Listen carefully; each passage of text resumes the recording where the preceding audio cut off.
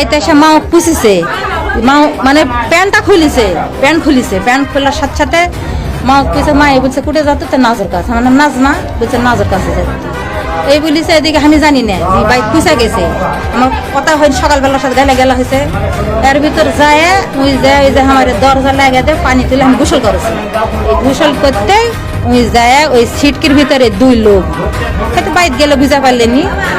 ওই সিটকি এই লোকটা খুলতে বেটার বউ আছে, আচ্ছা সওয়াল আছে তুলো, তো ওই সওয়ালে দৌড়া দরজা চাইছে যে কিসের জন্য তুমি দরজা খুঁজেছো, তুমি হেঁটো, তুমি কিসের জন্য দরজা খুলেছে নেবে দূর করে।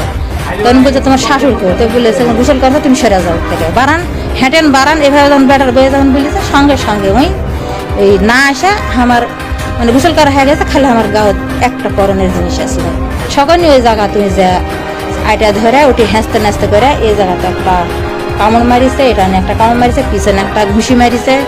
তুই কাল থেকে ফোন তুই ধরলু না কেন, তুই হাত মারা ফেলবো, এসে তুই ভালোবাসি তুই কাকা হবার দিব না, মানে বিভিন্ন রকম করেছে। যেখানে করার পর যখন ওই ওই সিস্টেমে আমাকে আর কি উলঙ্গ করেছে ওই জায়গাতে করোনা আছে উলঙ্গ করে, তখন আমি এই জিনিসটা টানা তুলেছি, সঙ্গে সঙ্গে বুকের কাপড়টা আমি এক লাভ দিয়ে ঘরে দিয়েছি। বেটার বউ ওই জায়গায় লজ্জায় দেখে পায়, লজ্জায় ওই ধারত বাপটি মারা যায় ওই আছে বাপ চালিয়ে যায়। আজকেরই ঘটনা এটা।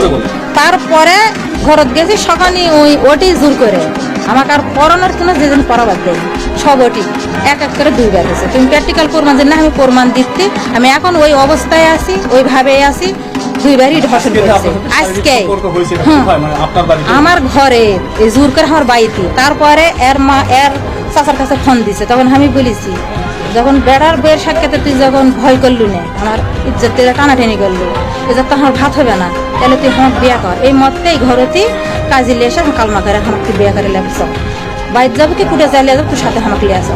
তখন ওই বলে যে না এখন লয় আমি পরে করবো, আমাকে ঘর থেকে বের করে দাও, তাহলে তুমি কাজের বাইর চলো। না আমি এই মতটাই এখন আর বউকে আমি বলছি তুমি সিটকি লাগিয়ে দাও চলে যাও, আমার জীবনটা শেষ চলে গেছে, আর আমার স্বামীও ভাত দিবে না আর ছেলেও তুলবে না। এগুলো যখন হলো ছগানি ওই ওর মায়ে ওর চাচা সুলেমান, এটাই সুলেমান হতে ফোন করেছে, সুলেমান ফোন করে ওর চাচা হতে লিজের আপন চাচা ফোন দিছে দিয়ে আমাকে লেগে দিছে। তখন আমি বলেছি ভাই এই ঘটনা সগনি ফট করে ওই আসে বলছে বাবা তুমি হয়তো ইয়ে চলে আসো।